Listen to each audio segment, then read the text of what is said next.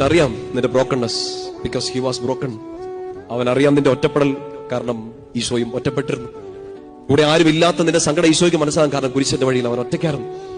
ചെയ്യാത്ത കുറ്റം നിന്റെ മേൽ ആരോപിക്കപ്പെടുമ്പോൾ അത് ഏറ്റവും നന്നായിട്ട് മനസ്സിലാകുന്ന ഈശോയ്ക്കാണ്, കാരണം അവൻ ഇതിന്റെ തീജ്വാല നന്നായിട്ട് അനുഭവിച്ചതാണ്. ആട്ട് കിട്ടുമ്പോ, തുപ്പ് കിട്ടുമ്പോ, മാറ്റി നിർത്തപ്പെടുമ്പോ, ചെയ്ത നന്മയൊക്കെ തെറ്റിദ്ധരിക്കപ്പെടുമ്പോ, നീ നന്മയ്ക്ക് വേണ്ടി വഴിയൊരുക്കി, നീ സംസാരിച്ചു, പക്ഷെ അതെല്ലാം നാശത്തിനായിരുന്നു, അത് മനുഷ്യരെ തെറ്റിക്കാനായിരുന്നു എന്ന് മനുഷ്യർ നീ ചെയ്തിട്ടില്ലാത്തതോ നീ ചിന്തിച്ചിട്ടില്ലാത്തതോ ആയ കാര്യങ്ങൾ നിന്റെ മേൽ ആരോപിക്കുമ്പോൾ, അതും ഏറ്റവും പ്രിയപ്പെട്ടവർ പോലും അങ്ങനെ പറയുമ്പോ അത് ഏറ്റവും നന്നായിട്ട് മനസ്സിലാവുന്ന ഈശോയ്ക്കുള്ളൂ. Because he has gone through, അവൻ അതിലൂടെ കടന്നുപോയി. ശരീരത്തിനേറ്റ മുറിവോ മനസ്സിനേറ്റ സംഘർഷമോ ഈശോയ്ക്ക് നന്നായിട്ട് അറിയാം, കാരണം ഈ ദേഹം മുഴുവൻ കീറി മുറിക്കപ്പെട്ട ഒരാളാണ്.